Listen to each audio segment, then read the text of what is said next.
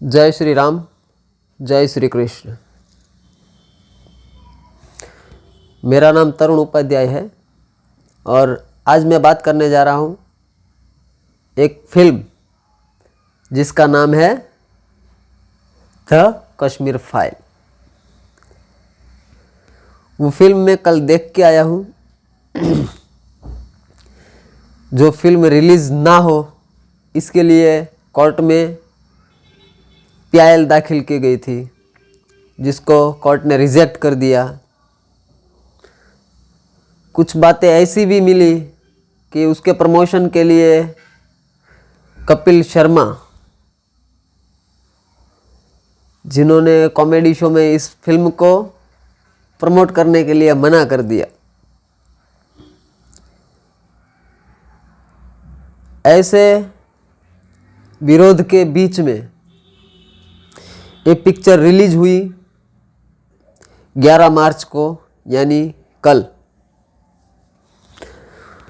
Release के second show में हम देखने गए थे अपने मित्रों के साथ। पिक्चर देखी मैंने। आज मैं बात करने जा रहा हूँ उस पिक्चर में क्या है, उस फिल्म में क्या है जिसकी वजह से कुछ लोग नाराज हो रहे हैं। इस फिल्म में ऐसा क्या है जो लोगों के बीच में ना आए, ऐसा बॉलीवुड के लोग चाहते हैं। ऐसा उस फिल्म में क्या है कि लोगों को डर लग रहा है कि अगर ये फिल्म देख ली तो कुछ अनहोनी हो जाएगी। तो मैं बात करने जा रहा हूं द कश्मीर फाइल की। तो इसमें सबसे पहले मैं कहूंगा, कपिल शर्मा ने जो बात कही थी, कपिल शर्मा ने 2 बात कही थी। पहली बात ये बताई गई थी मीडिया के सामने कि इस पिक्चर में कोई बड़ा कास्ट नहीं है, जो बड़ा एक्टर कोई नहीं है इसमें, इसीलिए वो इसका प्रमोशन नहीं करेंगे। जब कपिल शर्मा के ही फॉलोअर्स ने उससे पूछ लिया कि इसमें बड़े एक्टर नहीं है, यानी कि मिथुन चक्रवर्ती बड़े एक्टर नहीं है, अनुपम खेर बड़े एक्टर नहीं है, तो अपने ही फॉलोअर के सामने उसने दूसरा जवाब दिया कि ये फिल्म जो है इसमें आधा सच है। कल मैं ये फिल्म देख के आया हूं। इस फिल्म में क्या दिखाया गया है वो मैं आपको बताने जा रहा हूं। इससे पहले कि पिक्चर में क्या है, वो क्या बताना चाहते हैं, क्या समझाना चाहते हैं, इसकी बात करने से पहले मैं एक बात और करने जा रहा हूं जो कपिल शर्मा ने अपने फॉलोअर्स को बताई थी कि इस पिक्चर में आधा सच है। कपिल शर्मा के उस जवाब के साथ मैं सहमत हूं। मेरी बात सुनकर कुछ मेरे साथ मेरी ही विचारधारा के लोग मुझसे असहमति जताएंगे, ये भी मैं जानता हूं। लेकिन मैं जो बोल रहा हूं वो आप समझिए। मैं अपनी पूरी बात तर्क के साथ रखूंगा, तथ्यों के साथ रखूंगा। उसके बाद भी आपको लगे कि मैं गलत हूं तो आप अपनी प्रतिक्रिया दे सकते हैं। लेकिन इस वीडियो को पूरा देखने के बाद मैं दोबारा से कह रहा हूं, कपिल शर्मा ने जो कहा कि इस फिल्म में अधूरा सच है, आधा सच है, मैं उसकी बात से सहमत हूं। इस पिक्चर में आधा सच है, इस पिक्चर में अधूरा बताया गया है, पूरा बताया नहीं गया। और क्यों नहीं बताया गया वो भी मैं आपको बताऊंगा। अब हम बात करते हैं इस पिक्चर में ऐसा क्या है। इस पिक्चर के बारे में मैं क्या सोचता हूं, मैं अपने विचार आपके सामने रख रहा हूं। ये जो मूवी है द कश्मीर फाइल, इस फिल्म को बनाने वाले जो हैं उन लोगों का मैं बहुत बहुत आभार प्रकट करता हूं कि उन्होंने भारत में एक ऐसी शुरुआत की है जिसकी शुरुआत बहुत पहले हो जानी चाहिए थी।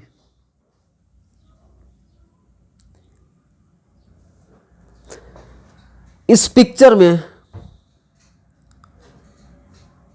पूरी पिक्चर जो है वो पिक्चर कश्मीरी हिंदुओं के जेनोसाइड के ऊपर है, जो सबको पता है और इसी वजह से इसका विरोध हो रहा है।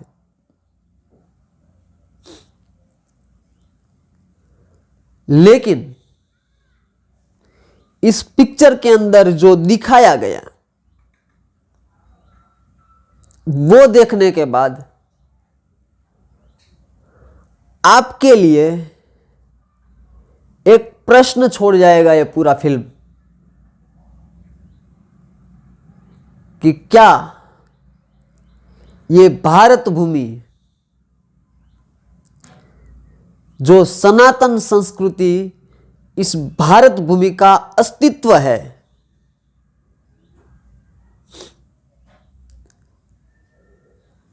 जो कश्मीर, जो कश्मीरियत और जो वहां के प्रकृति और वहां का जो वातावरण है जिसको जन्नत माना जाता है,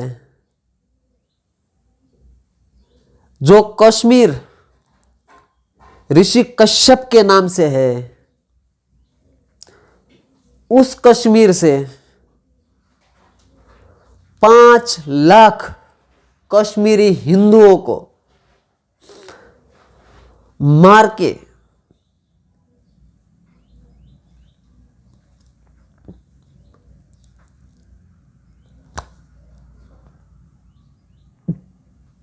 उसके साथ बलात्कार हुआ,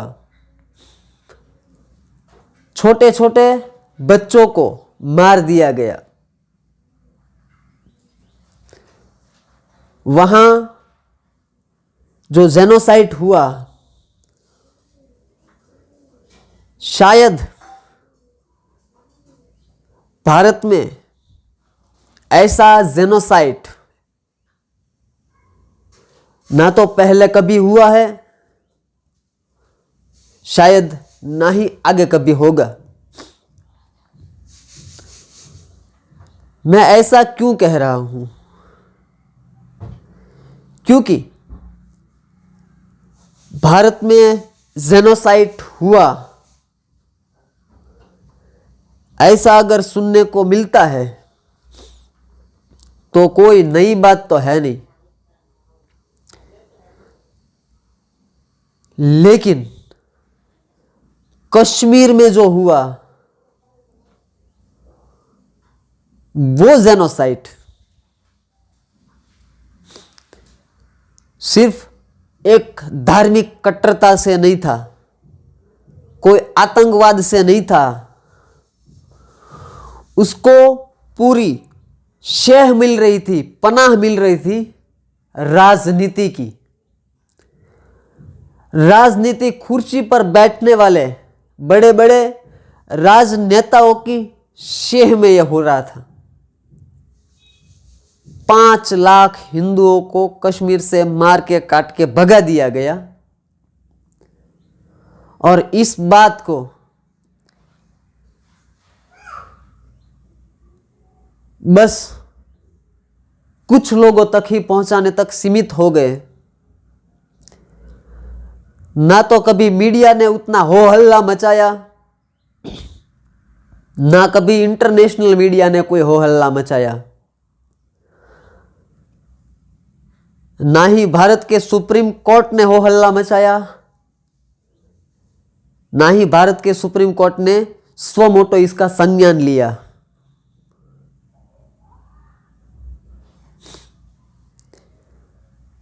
जब मैं भारत के सुप्रीम कोर्ट की बात करता हूं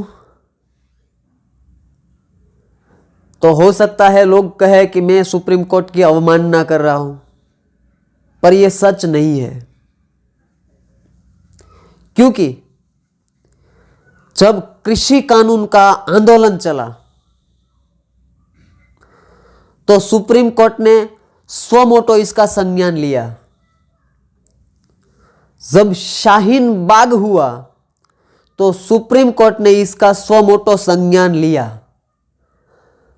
ना तो वहां किलिंग्स हुई थी और ना ही किसको प्रताड़ित करके भगाया गया था, लेकिन कश्मीर पर इनमें से किसी ने हो हल्ला नहीं मचाया। ये हिंदुओं का दुर्भाग्य है कि खुद हिंदू सनातनी अपने भाइयों के साथ खड़ा नहीं हुआ।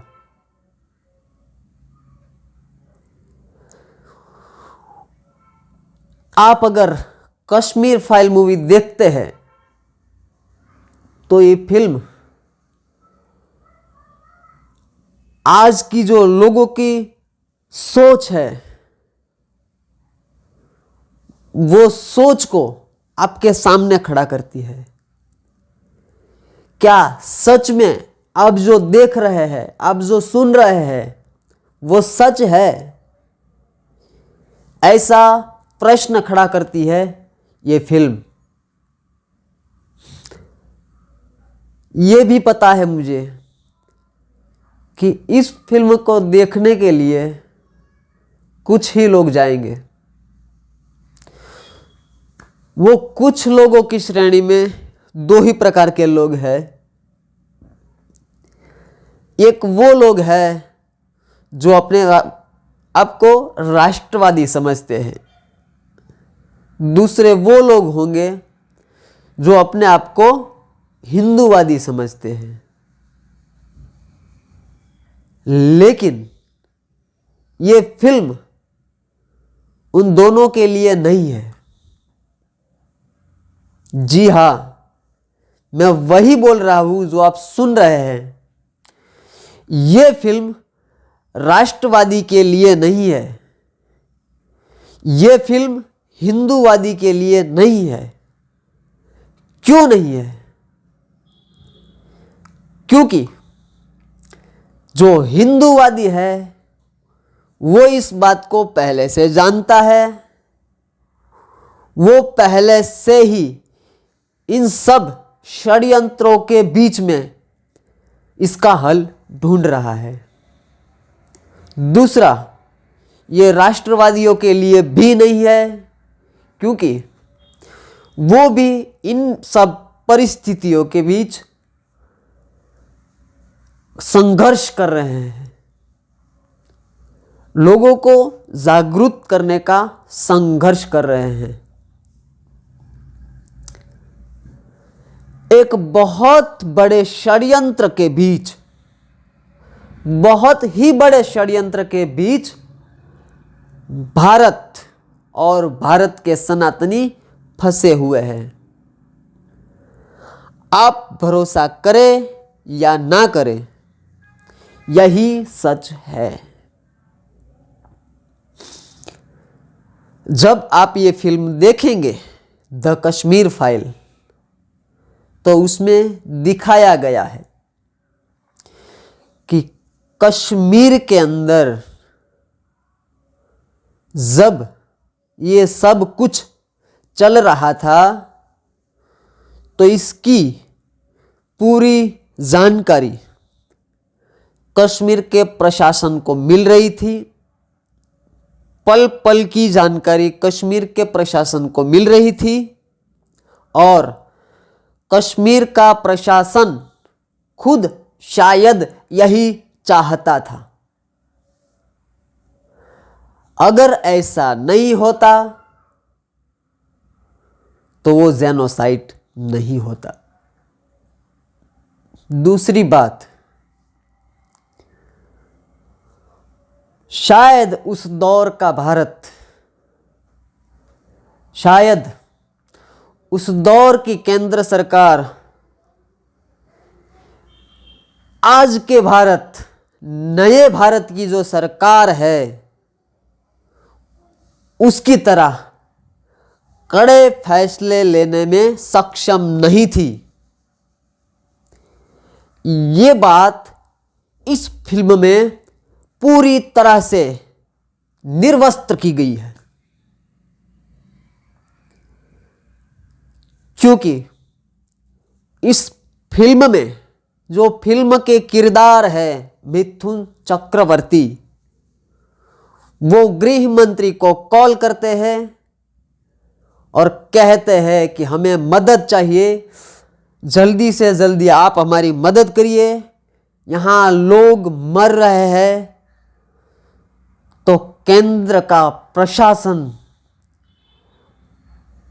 कॉल को डिस्कनेक्ट कर देता है बिना कोई सॉल्यूशन दिए। यह बात इस फिल्म में दिखाई गई है। इस फिल्म में बताया गया है कि वहां जो जेनोसाइड हुआ, जो मारकाट हुई, वो किसी एक व्यक्ति, एक ज्ञाति, एक समुदाय के लिए नहीं था। वहां जो जेनोसाइड हुआ वो हिंदुओं के खिलाफ था। वो बात इस फिल्म में दिखाई गई है। इस फिल्म में बताया गया कि वहां जो नारे लगे वो नारे थे मर जाओ, भाग जाओ या कन्वर्ट हो जाओ। ये नारा किसी एक विशेष व्यक्ति के लिए नहीं हो सकता है। वहां नारे लग रहे थे, वो नारे काफिरों के लिए लग रहे थे। और काफिर की परिभाषा मुझे समझाने की आज के दौर में बिल्कुल ज़रूरत नहीं है, क्योंकि आज के दौर में पुष्पेंद्र कुलश्रेष्ठ जैसे वक्ता, आरपी सिंह जैसे वक्ता और कई सारे ऐसे व्यक्ति हैं जो जन जागृति लाने में जुटे हुए हैं।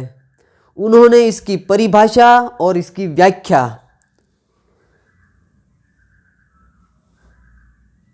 पूर्ण तथ्यों के साथ, आधारों के साथ लोगों को बता दी है। वहां जो आज़ादी के नारे लग रहे थे वो कश्मीर की आज़ादी के नारे थे, वो कश्मीर को भारत से अलग करने के नारे थे, पाकिस्तान के साथ जाने के नारे थे। इसके बीच भारत की सरकार मौन थी। माना कि सरकारों की कुछ मजबूरियां हो सकती है, तो फिर वही मजबूरियां रोहिंग्या के लिए क्यों नहीं है? वो मजबूरी सिर्फ हिंदुओं के लिए ही क्यों?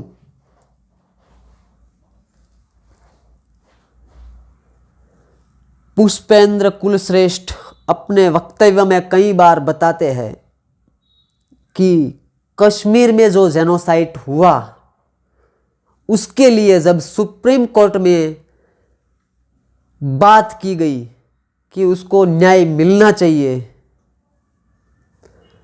तो पुष्पेंद्र कुलश्रेष्ठ अपने वक्तव्य में बताते हैं कि सुप्रीम कोर्ट ने ये बोला कि ये बहुत पुराना मामला है और इसके कोई आधार और तथ्य हमारे पास नहीं है।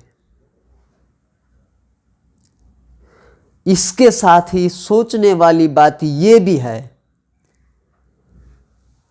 कि एक व्यक्ति जो इस जेनोसाइड के लिए खुद को हीरो मानता है, वो व्यक्ति मीडिया में आकर सबके सामने बोलता है कि मैंने 20 से 25 हिंदुओं को मारा है। आप वो वीडियो सर्च करिए, आपको मिल जाएगा। ये कोई छोटी मोटी बात नहीं बोल रहा हूं मैं। जो व्यक्ति खुद बंदूक चला रहा है वो बोल रहा है कि हाँ मैंने मारा है, मीडिया के सामने बोल रहा है, पूरी दुनिया उसको देख रही है। वही व्यक्ति सरकार के संरक्षण में कहीं बार सरकारी राजनेताओं के साथ मिलता है, तब भी लोगों की आंखें नहीं खुली, क्योंकि किसी को उस हिंदू का दर्द पता ही नहीं था जो 5 लाख हिंदुओं ने झेला था।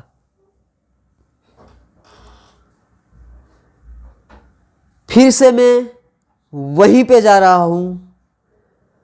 कपिल शर्मा ने जो बोला कि इस पिक्चर में अधूरी बात बताई गई है, फिर से दोहराता हूं, मैं उस बात से सहमत हूं कि इस पिक्चर में अधूरी बात ही बताई गई है। अब मैं बात कर रहा हूं वो क्या अधूरी बात थी। मैं आपको बता रहा हूं वो अधूरी बात क्या थी।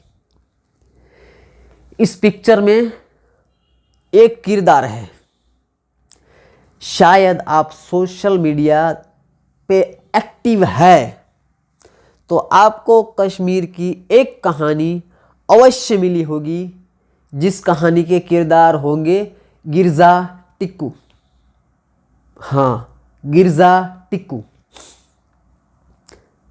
मैंने ये कहानी कम से कम आज से 8 या 10 साल पहले सोशल मीडिया पे पढ़ी थी। जब मैंने आज द कश्मीर फाइल फिल्म देखी, तब मुझे वो कहानी याद आ गई, क्योंकि हमारे दिमाग में ऐसा ठूस ठूस के भर दिया गया है कि सोशल मीडिया पे कोई बात 100% सत्य नहीं होती है। तो मैं भी इस कहानी को एक प्रोपेगेंडा की तरह ही सोच रहा था, लेकिन वही स्टोरी इस पिक्चर में मैंने देखी। वो स्टोरी पिक्चर में क्या है, वो गिरजा टिक्कू जो है उसके पूरे परिवार को मार दिया जाता है, और उसको मारने वाला जो होता है वो उसी का स्टूडेंट है। वो गिरजा टिक्कू का स्टूडेंट है, उसका विद्यार्थी है। उस स्टोरी में लिखा था कि गिरजा टिक्कू के परिवार की जो स्त्री थी, औरत, उसको सरेआम निर्वस्त्र किया गया। वही स्टोरी इस पिक्चर में दिखाई गई। उस स्टोरी में मैंने पढ़ा था कि उसके शरीर के बीच में से 2 टुकड़े किए गए, वो भी आरी से। जैसे हम लकड़ी को आरी चला के 2 टुकड़े करते हैं, बिल्कुल वैसे ही 2 टुकड़े किए गए निर्वस्त्र स्त्री के। बिल्कुल वही स्टोरी इस पिक्चर में दिखाई गई है। अगर वो स्टोरी झूठ थी तो ये पिक्चर भी झूठ है।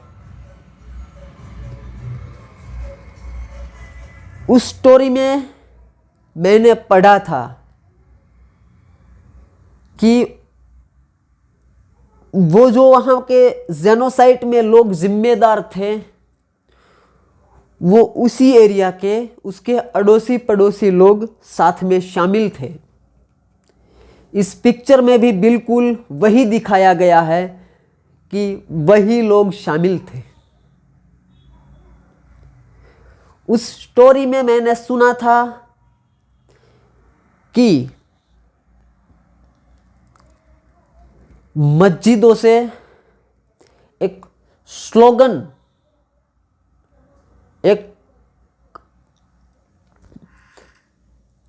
चल रहा था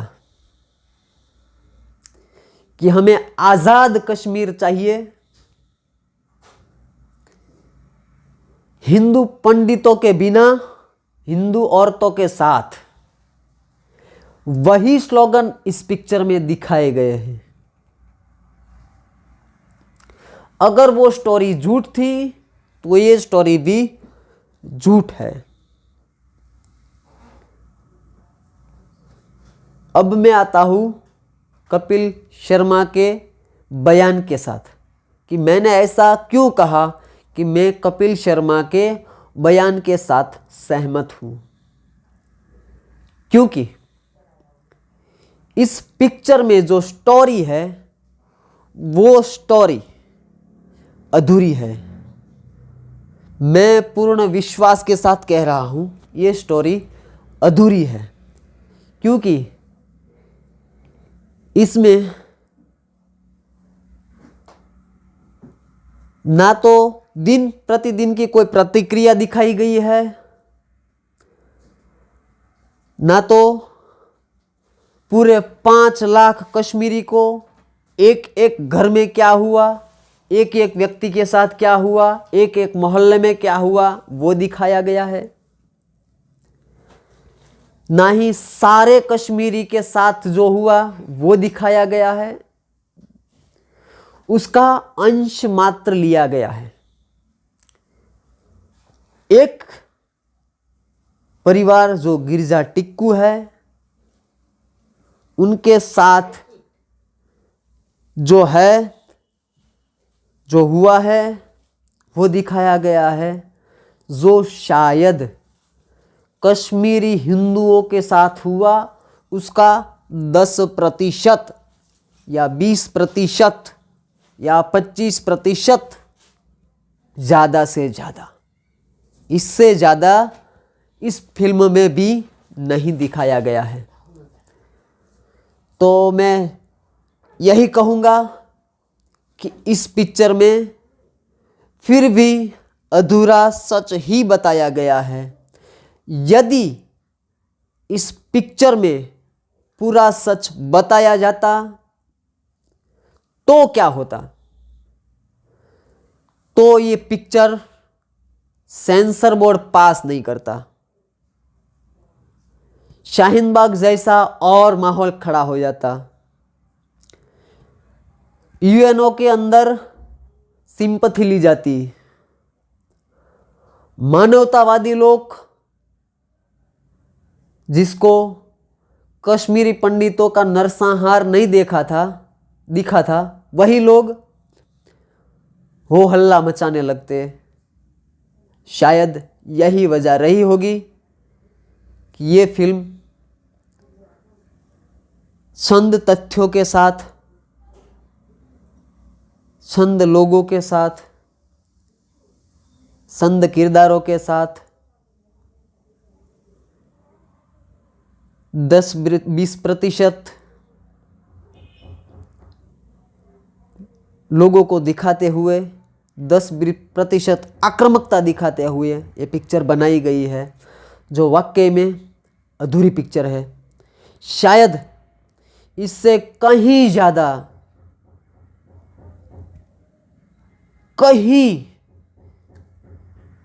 ज़्यादा बुरा हुआ था उन लोगों के साथ जिन्होंने ये सहा था। लेकिन